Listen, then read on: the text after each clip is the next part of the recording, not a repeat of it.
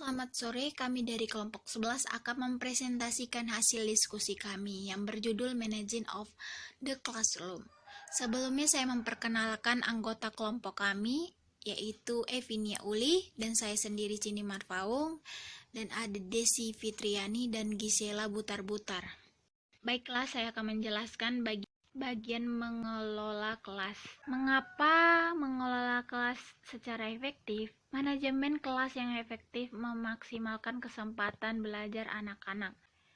Pandangan lama menekankan pada penciptakan dan menerapkan aturan untuk mengendalikan perilaku siswa.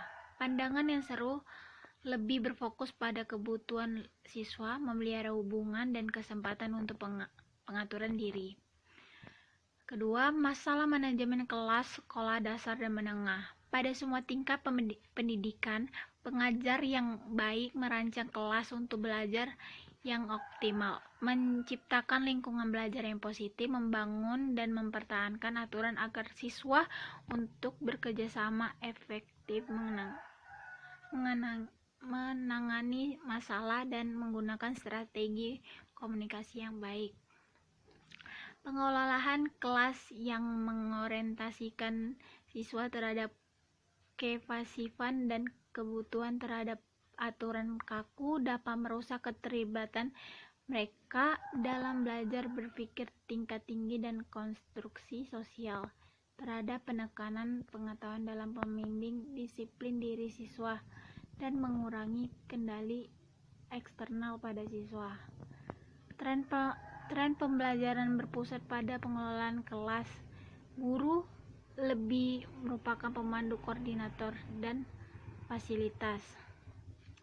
Kelas Anda adalah bagian dari konteks budaya sekolah yang lebih luas dan dalam berbagai bidang seperti disiplin dan manajemen konflik kebijakan Anda akan perlu mencerminkan konsisten dengan kebijakan sekolah dan guru lain di sekolah. Dibandingkan dengan siswa sekolah menengah, siswa sekolah dasar menghabiskan lebih banyak waktu dengan siswa yang sama dalam satu ruang kelas yang kecil dan harus berinteraksi dengan orang yang sama panjang hari dapat menimbulkan perasaan terkurung dan bosan serta masalah lainnya. Karena guru sekolah menengah menghabiskan lebih sedikit waktu untuk melihat siswa di ruang kelas. Ini biasanya lebih sulit untuk mereka untuk membangun kapal hubungan pribadi dengan siswa.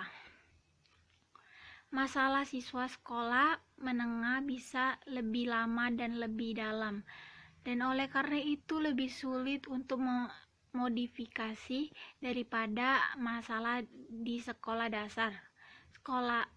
Siswa sekolah. Juga di sekolah menengah, masalah disiplin seringkali lebih parah. Siswa berpotensi menjadi lebih sulit diatur dan bahkan berbahaya. Karena sebagian besar siswa sekolah menengah memiliki keterampilan penalaran yang lebih maju daripada siswa sekolah dasar. Mereka mungkin menuntut penjelasan aturan dan disiplin yang lebih rumit dan logis. Seperti yang kita lihat selanjutnya, di tingkat sekolah dasar dan menengah, ruang kelas bisa penuh sesak, rumit, dan berpotensi semu. Kelas yang ramai, kompleks, dan berpotensi kacau. Ruang kelas multidimensi. Ruang kelas menjadi tempat berbagai kegiatan, mulai dari kegiatan akademik seperti membaca, menulis, dan matematika, hingga kegiatan sosial seperti bermain game, berkomunikasi dengan teman, dan berdebat. Aktivitas terjadi secara bersamaan. Satu kelompok siswa mungkin sedang menulis di meja mereka, sedangkan yang lain mungkin sedang mendiskusikan sebuah cerita dengan guru. Satu siswa mungkin memiliki yang lain mungkin bercerita tentang apa yang akan mereka lakukan setelah sekolah dan seterusnya. 4. Memulai awal yang tepat. Salah satu kunci untuk mengelola kompleksitas kelas adalah dengan berhati-hati, menggunakan beberapa hari dan minggu pertama sekolah. Untuk mencapai tujuan ini, Anda perlu terlibat dalam perencanaan lanjutan sebelum tahun ajaran mulai, menentukan bagaimana Anda akan mengelola ruangan kelas pada hari pertama dan setelahnya. Mengkomunikasikan aturan dan prosedur Anda kepada kelas dan menempatkan kerjasama siswa dalam mengikutinya. Selanjutnya akan dilanjutkan oleh teman saya. Saya Gisela Butar-Butar dengan NPM 1990029. Di sini saya akan melanjutkan penjelasan dari teman saya, yaitu yang ketiga, kelas yang ramai, kompleks, dan berpotensi kacau. Segala sesuatunya terjadi dengan cepat. Acara sering terjadi dengan cepat di ruang kelas dan seringkali membutuhkan tanggapan segera. Selanjutnya, peristiwa seringkali tidak dapat diprediksi. Meskipun Anda mungkin dengan hati-hati merencanakan kegiatan hari itu dan sangat terorganisir, kejadian-kejadian yang tidak pernah Anda duga bisa saja terjadi. Selanjutnya, ada sedikit privasi. Ruang kelas adalah tempat umum di mana siswa mengamati bagaimana guru menangani masalah disiplin, kejadian tak terduga, dan keadaan yang membuat frustasi. Yang selanjutnya, ruang kelas yang memiliki sejarah. Siswa memiliki ingatan tentang apa yang terjadi sebelumnya di kelas mereka. Mereka ingat bagaimana guru menangani masalah disiplin di awal tahun, di mana siswa mendapatkan lebih banyak hak istimewa daripada yang lain, dan apakah guru mematuhi janjinya. Yang selanjutnya, bagian dari 4, memulai awal yang tepat. Meminta siswa untuk terlibat dengan efektif dalam melakukan semua kegiatan pembelajaran. Meluangkan waktu di minggu pertama sekolah untuk menetapkan harapan, aturan dan rutinitas ini akan membantu kelas Anda berjalan dengan lancar dan mengatur suasana untuk mengembangkan lingkungan kelas yang positif. Yang kelima, menekankan instruksi dan iklim kelas yang positif. Bertentangan dengan yang dipercaya oleh banyak orang bahwa lebih banyak disiplin adalah sebagai kebutuhan nomor 1 di sekolah. Psikologi pendidikan mengembangkan dan menjaga lingkungan kelas yang berkualitas yang mendukung pembelajaran untuk menekankan kebutuhan, mengembangkan dan memelihara lingkungan kelas yang positif sebagai hal yang untuk mendukung pembelajaran. Yang selanjutnya, penekanan ini melibatkan penggunaan strategi yang preventif, proaktif daripada tenggelam dalam taktik disipliner yang reaktif. Yang keenam, tujuan dan strategi manajemen. Bantu siswa menghabiskan lebih banyak waktu untuk belajar dan lebih sedikit waktu untuk kegiatan yang tidak berarah sasaran. Waktu belajar tahunan sebenarnya hanya sekitar 62 jam, yang kira-kira setengah dari waktu sekolah yang diamanatkan untuk kelas biasa. Meskipun angka waktunya hanya perkiraan, mereka menyarankan bahwa jam yang tersedia untuk belajar jauh lebih sedikit daripada akan muncul. Yang selanjutnya, mencegah siswa mengembangkan masalah. Ruang kelas yang dikelola dengan baik membuat siswa sibuk dengan tugas yang aktif, tugas yang menantang dengan tepat, dan aktivitas di dalamnya di mana siswa menjadi terserap dan termotivasi untuk belajar, dan menetapkan aturan yang jelas dan peraturan yang harus dipatuhi oleh siswa. Yang terakhir, mengelola instruksi. Manajemen kelas melibatkan tidak hanya mengelola perilaku siswa, tetapi juga mengelola instruksi mereka. Merancang lingkungan fisik kelas. Yang pertama, mengurangi kemacetan di daerah lalu lintas tinggi. Gangguan seringkali dapat terjadi di daerah lalu lintas tinggi.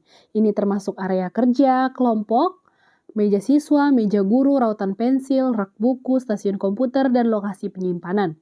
Yang kedua, pastikan Anda dapat dengan mudah melihat semua siswa. Sebuah tugas manajemen yang penting adalah memantau dengan cermat siswa Anda. Yang ketiga, jadikan bahan ajar yang sering digunakan dan perlengkapan siswa mudah diakses. Ini meminimalkan persiapan dan waktu untuk pembersihan siswa, serta penurunan dan kerusakan dalam aliran aktivitas pembelajaran. Yang keempat, pastikan siswa dapat dengan mudah mengamati seluruh kelas presentasi. Tetapkan tempat Anda dan siswa Anda akan ditemukan saat seluruh presentasi kelas sedang berlangsung. 2. Gaya pengaturan. A. Pengaturan ruang kelas standar. Yang pertama, pengaturan ini menghambat kontak tatap muka siswa dan guru menghalangi siswa bergerak bebas kemana saja. Yang kedua, gaya auditorium sering digunakan saat guru mengajar atau membuat presentasi ke seluruh kelas. Dan gaya ini seperti tatap muka atau bisa saja siswa duduk saling berhadapan. Yang ketiga, di gaya seminar, jumlah siswa lebih besar duduk dalam pengaturan melingkar, persegi, atau bisa berbentuk U. Yang keempat, kelompok-kelompok yang terkumpul rapat, mengatur meja dalam barisan, dan saling menguntungkan bagi siswa ketika mereka mengerjakan tugas individu. Sedangkan meja berkerumun memfasilitasi siswa agar pembelajaran berlangsung secara kooperatif. Yang terakhir, di ruang kelas diatur dalam barisan, dan di mana guru kemungkinan besar akan lebih banyak berinteraksi dengan siswa yang duduk di depan dan di tengah kelas. Dan daerah ini disebut sebagai zona tindakan karena di lokasi depan dan di tengah biasanya guru akan kebanyakan berinteraksi dengan siswa tersebut. Di sini saya akan melanjutkan presentasi berikutnya, yaitu mempersonalisasi kelas. Nah, menurut ahli manajemen kelas, Carol Weinstein dan Andrew Mignano, ruang kelas terlalu sering menyerupai motel kamar yang menyenangkan tapi tidak pribadi. Maksudnya di sini ruang kelas itu sering menyerupai atau sama dengan motel kamar yang menyenangkan tapi tidak digunakan hanya untuk pribadi saja, tetapi digunakan secara bersama-sama dengan teman sekelas. Walaupun ruangannya tidak terlalu besar dari kelas-kelas yang lainnya, tetapi ruangan kelas itu bisa digunakan secara bersama-sama dan tidak mengungkapkan apapun tentang orang-orang yang menggunakan ruangan tersebut. Nah, untuk mempersonalisasikan ruang kelas, Anda bisa memposting foto siswa, karya seni, proyek tulisan, bagan yang mencantumkan ulang tahun, dan ekspresi positif lainnya dari setiap siswa. Atau yang dimaksud dengan menggambarkan gambaran positif dari setiap siswa bisa dicantumkan dalam ruang kelas, dalam mempersonalisasi ruang kelas. Tak satu pun dari ruang kelas yang kami jelaskan sama persis dengan Anda. Jadi yang dijelaskan oleh Carol Weinstein dan Andrew Mignano ini tidak selalu digunakan di setiap sekolah, di setiap kelas-kelas. Hanya beberapa yang melakukan seperti ini. Nah, selanjutnya ada C, menciptakan lingkungan positif untuk belajar. Dan yang pertama ada strategi umum. Strategi umum termasuk menggunakan gaya otoritatif dan secara efektif mengelola kegiatan kelas. Itu gaya manajemen kelas yang berwibawa, diturunkan dari Diana Baumrins, gaya pengasuhan. Suka berwibawa orang tua, guru yang berwibawa memiliki siswa yang cenderung mandiri, menunda kepuasan, bergaul dengan baik dengan teman sebayanya, dan menunjukkan harga diri yang tinggi. Seorang yang berwibawa strategi mengelola kelas mendorong siswa menjadi pemikir mandiri dan pelaku, tetapi masih melibatkan pemantauan yang efektif. Guru yang berwibawa melibatkan siswa dalam memberi dan menerima secara verbal dan menunjukkan sikap peduli terhadap mereka. Namun mereka menyatakan batasan bila perlu. Guru yang berwenang mengklarifikasi aturan dan peraturan, menetapkan standar ini dengan masukan dari siswa. Gaya otoritatif kontras dengan dua strategi yang tidak efektif, yaitu otoriter dan permisif. Jadi di strategi umum ini di mana guru harus pandai melakukan pemantauan yang lebih efektif lagi kepada mahasiswanya dan melibatkan siswanya dalam memberi dan menerima secara verbal dan menunjukkan sikap peduli terhadap sesama. Dan yang kedua ada menciptakan, mengajar, serta mempertahankan ketentuan prosedur. Anda mungkin menetapkan prosedur untuk mengumpulkan tugas pekerjaan rumah, menyerahkan pekerjaan sampai larut, menggunakan rautan pensil atau menggunakan peralatan lainnya. Anda dapat mengembangkan prosedur untuk memulai hari. Contohnya prosedur untuk menetap di kelas, mungkin item sosial seperti teka-teki atau singkatnya catatan tentang sekolah, ventilasi. Dalam ruang kelas individu, terutama di sekolah dasar, jarang sekali siswa berpartisipasi dalam pembuatan aturan. Sebagian besar guru lebih suka membuat dan menyajikan aturan mereka, meskipun seperti yang ditunjukkan sebelumnya, mereka mungkin mendorong diskusi tentang aturan. Nah, di sini guru lebih suka membuat atau mengatur peraturan tentang siswanya untuk siswanya di kelas. Walaupun tidak semua siswa menyukai itu dan ada yang menentang atas peraturan itu, tetapi jika sudah dikatakan oleh gurunya, maka peraturan itu harus dilaksanakan dan harus ditaati. Oleh karena itu, setiap siswa yang menentang itu harus mulai belajar dan mengikuti aturan yang diberikan oleh gurunya, karena gurulah yang berhak atas aturan itu, walaupun siswa diberi kesempatan untuk memberikan pendapat mereka masing-masing untuk mendiskusikan tentang aturan yang kurang pas bagi siswa tersebut. Selanjutnya, yang ketiga, mengajak siswa bekerja sama. Ajak siswa untuk berbagi dan bertanggung jawab.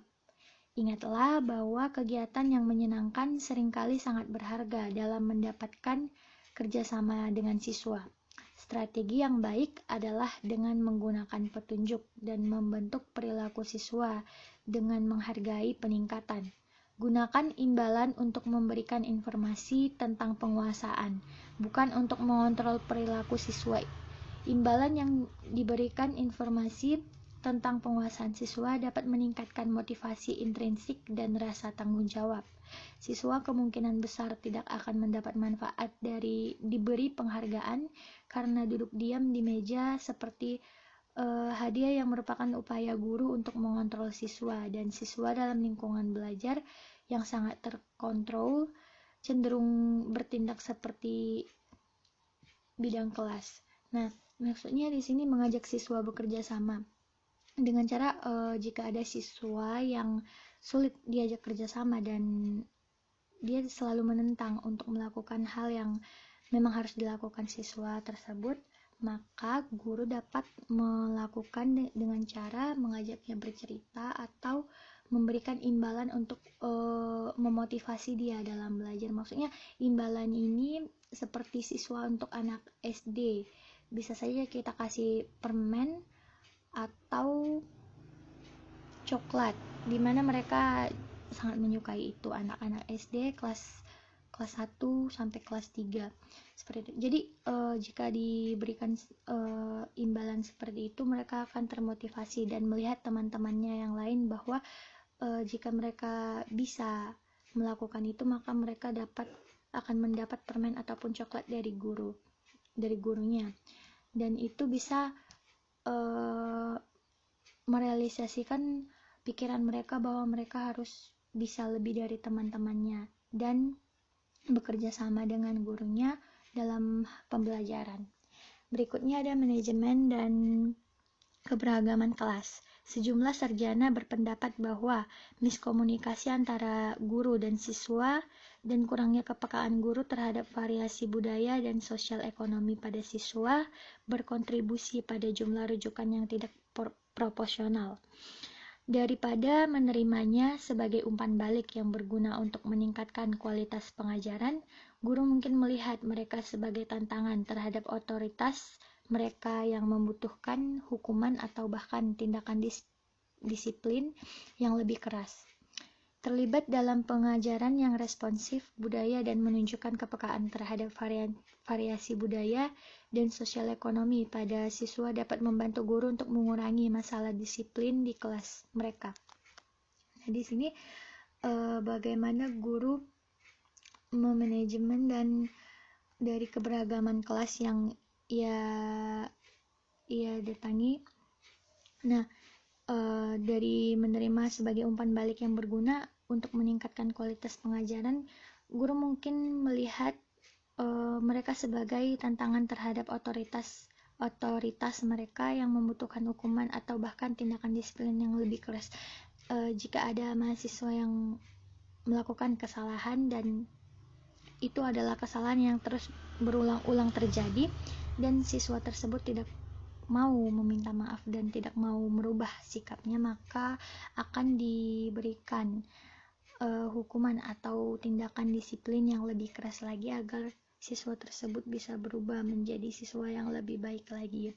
Jadi guru harus lebih memperhatikan sikap dan perilaku mereka dalam pembelajaran di dalam kelas, dan jika ada yang tidak sesuai dengan aturan maka akan dikenakan hukuman atau tindakan disiplin yang lebih keras lagi.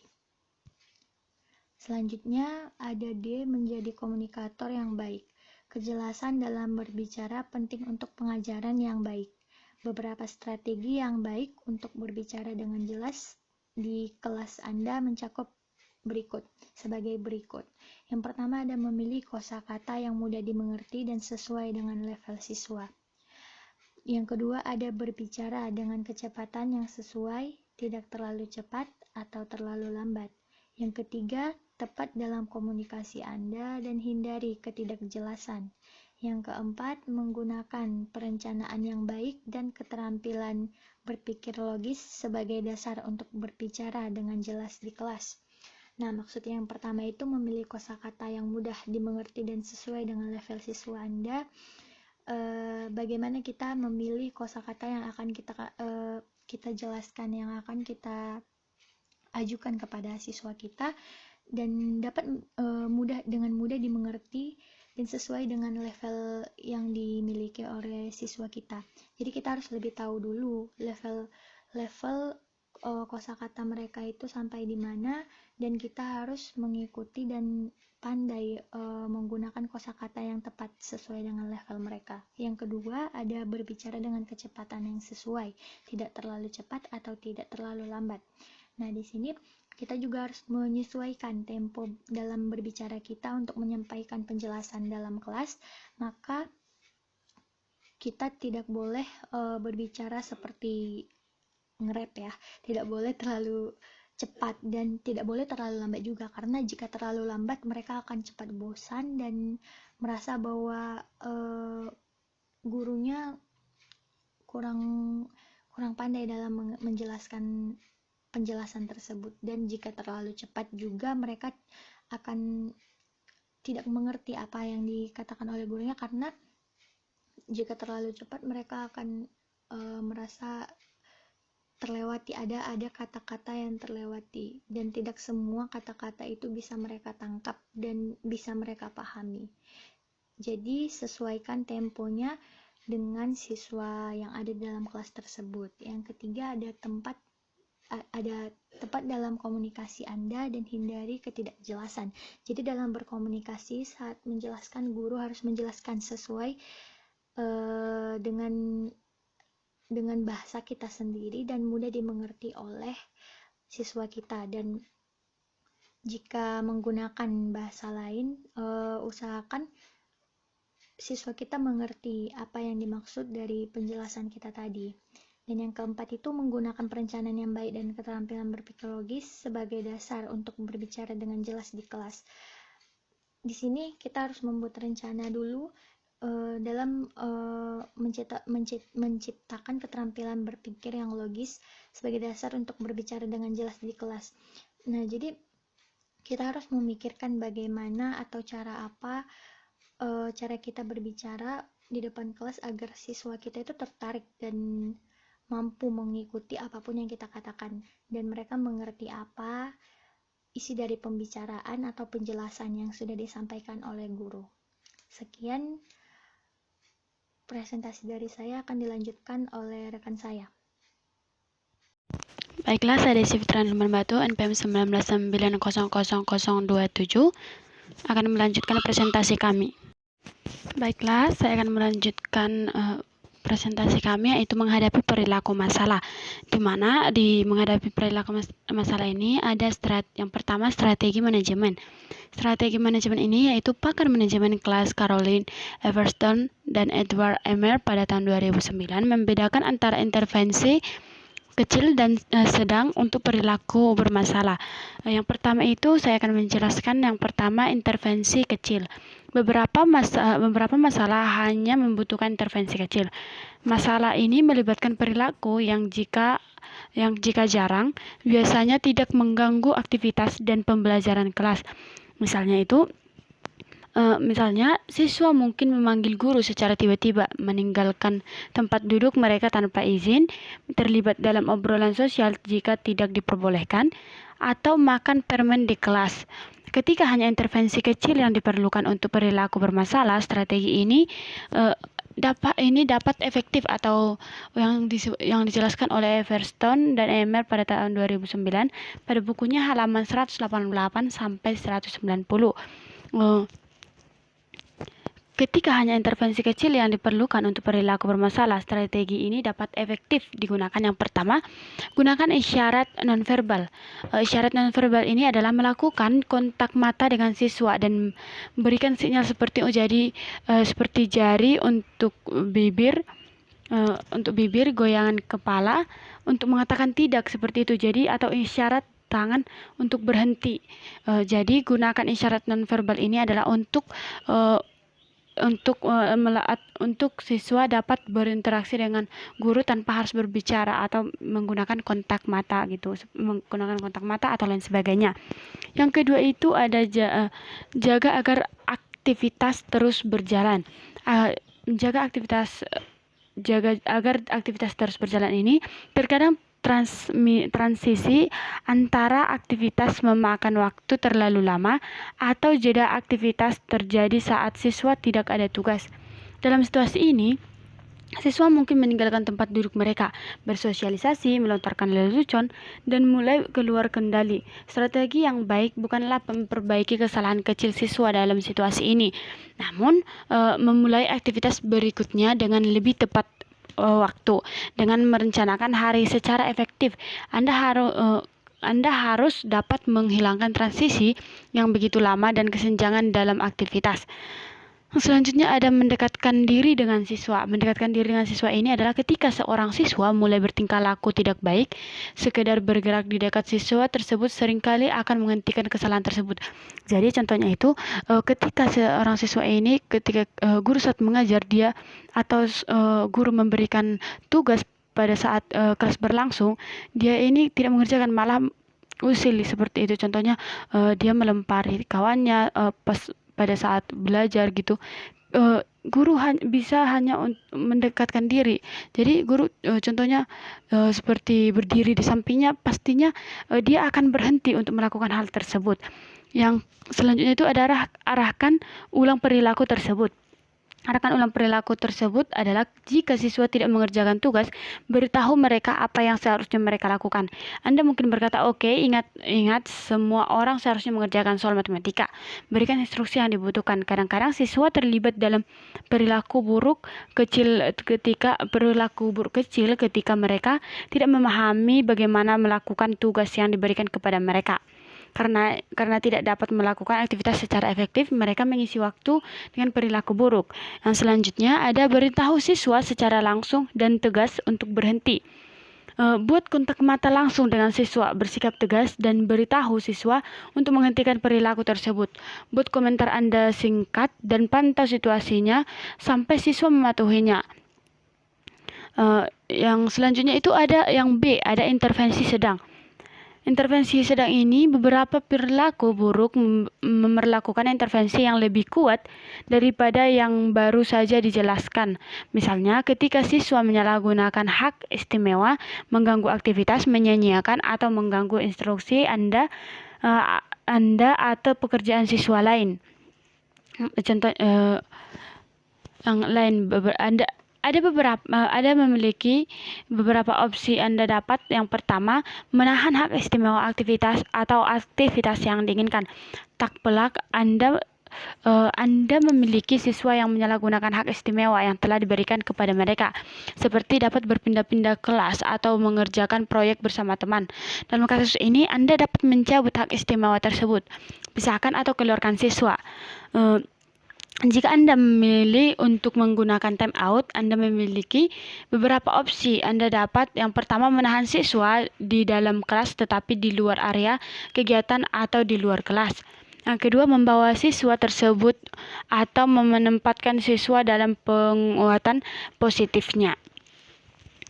Setelah time out, jangan berkomentar tentang seberapa baik siswa berperilaku selama time out. Kembalikan saja dia ke aktivitas yang terputus. Selanjutnya itu berikan penalti. Sedikit pekerjaan berulang dapat digunakan sebagai hukuman atas perilaku buruk. Dalam menulis, seorang siswa mungkin harus menulis 1 halaman ekstra dalam matematika. Seorang siswa mungkin harus mengerjakan soal tambahan. Selanjutnya ada menggunakan orang lain sebagai sumber di antara orang-orang yang dapat membantu Anda membuat siswa terlibat dalam perilaku yang lebih pantas adalah teman sebaya, orang tua, kepala sekolah, atau penasehat dan pembimbing agar seorang siswa tersebut sadar atau dia kembali ke aktivitas yang seharusnya. Yang selanjutnya itu ada mediasi sesama teman. Terkadang bisa sangat efektif untuk mengarahkan siswa dengan lebih tepat. Mediator sebaya dapat dilatih untuk membantu siswa menyelesaikan pertengkaran dan mengubah perilaku yang tidak diinginkan. Misalnya jika 2 siswa mulai berdebat satu sama lain, mediator rekam yang ditugaskan dapat membantu untuk menengahi perselisihan seperti yang dijelaskan nanti dalam ini ketika kita membahas resolusi konflik. Selanjutnya, konversi orang tua dengan guru. Anda dapat menelpon orang tua siswa atau berunding dengan mereka dalam dengan konferensi tatap muka ketika siswa melakukan hal buruk. Yang selanjutnya adalah mintalah bantuan kepala sekolah atau konselor. Banyak sekolah telah menetapkan konsekuensi untuk perilaku bermasalah tertentu. Jika Anda tidak berhasil mengatasi perilaku tersebut, pertimbangkan untuk meminta bantuan administrasi sekolah seperti kepala sekolah atau konselor tersebut. Yang selanjutnya ada temukan mentor. Sebelumnya kami telah menggarisbawahi pentingnya siswa memiliki setidaknya 1 orang dalam hidup mereka yang peduli dan mendukung perkembangan mereka. Beberapa siswa, terutama yang berlatar belakang kemiskinan berisiko tinggi, tidak memiliki satu orang itu. Seorang mentor dapat memberikan bimbingan yang dibutuhkan siswa tersebut untuk mengurangi perilaku bermasalah tersebut. Selanjutnya ada menghadapi agresi. Yang pertama, menghindari pertengkaran atau konfrontasi emosional akan membantu Anda menyelesaikan konflik. Jadi, menghadapi agresi ini adalah kekerasan di sekolah adalah masalah utama yang semakin meningkat. Jadi, yang pertama adalah cakupan menghindari pertengkaran atau konfrontasi emosional akan membantu Anda menyelesaikan konflik. Yang A adalah cakupan agresi dan kekerasan di sekolah. Sebuah studi nasional baru-baru ini terhadap hampir 3.500 sekolah di Amerika Serikat mengungkapkan bahwa agresi dan kekerasan di sekolah merupakan masalah yang serius. Yang pertama itu ada tingkat insiden kekerasan per 1.000 siswa lebih tinggi di sekolah menengah atau 41 insiden daripada di sekolah dasar atau 26 insiden, atau sekolah menengah dengan 22 insiden. Dan hampir 50% sekolah melaporkan setidaknya satu siswa ancaman serangan fisik tanpa senjata, dan hampir 10% sekolah memiliki ancaman serupa dengan senjata. Yang selanjutnya itu yang B adalah ahli manajemen kelas berjuang Caroline Everston dan Edmund Emer pada tahun 2009 merekomendasikan hal berikut dalam menangani siswa yang berkelahi.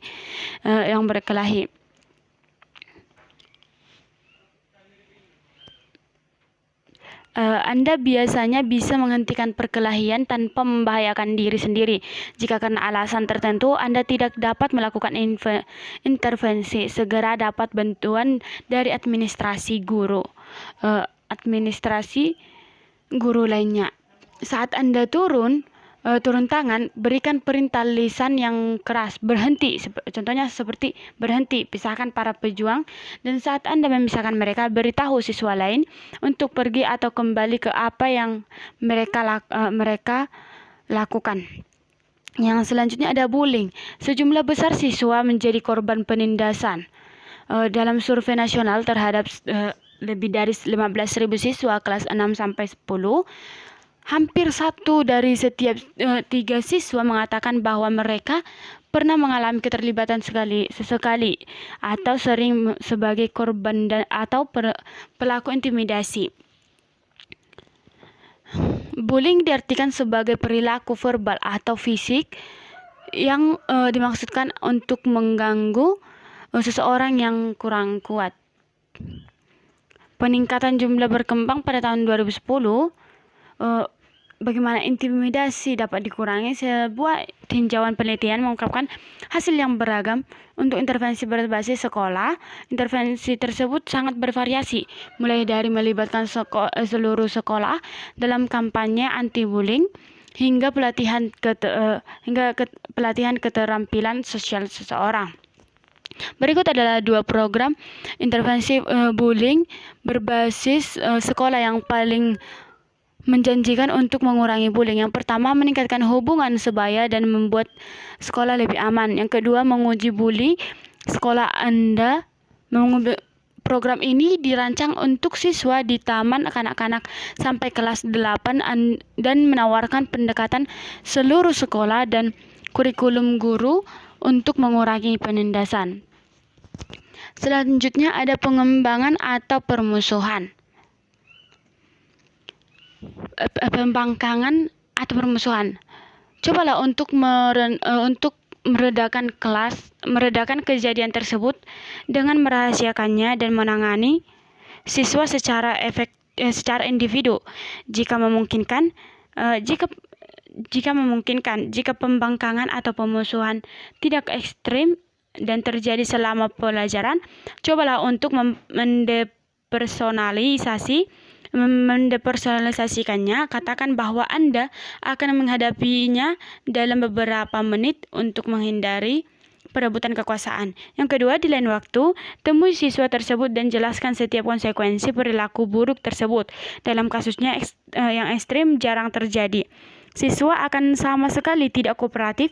Dalam hal ini, Anda harus mengirim siswa lain ke kantor untuk meminta bantuan. Namun, dalam banyak kasus, jika Anda tetap tenang dan tidak terlibat perebutan kekuasaan dengan siswa tersebut akan tenang dan dapat berbicara dengan siswa tentang masalah tersebut ke arahmu. Jika siswa lolos dengan jenis perilaku ini, kemungkinan besar itu pantas. Jadi, pada pembangkang atau permusuhan ini, jika pembangkang atau permusuhan tidak ekstrim dan terjadi selama pelajaran, cobalah untuk mendepersonalisasikannya dan katakan bahwa Anda akan menghadapinya dalam beberapa menit untuk menghindari perebutan kekuasaan. Di lain waktu, temui siswa tersebut dan jelaskan setiap konsekuensi perilaku buruk tersebut. Jadi, contohnya itu temui siswa tersebut yang melakukan intimidasi pembulingan, katakan bahwa hal itu salah dan bahwa akan ada konsekuensi pada siswa yang melakukan intimidasi tersebut.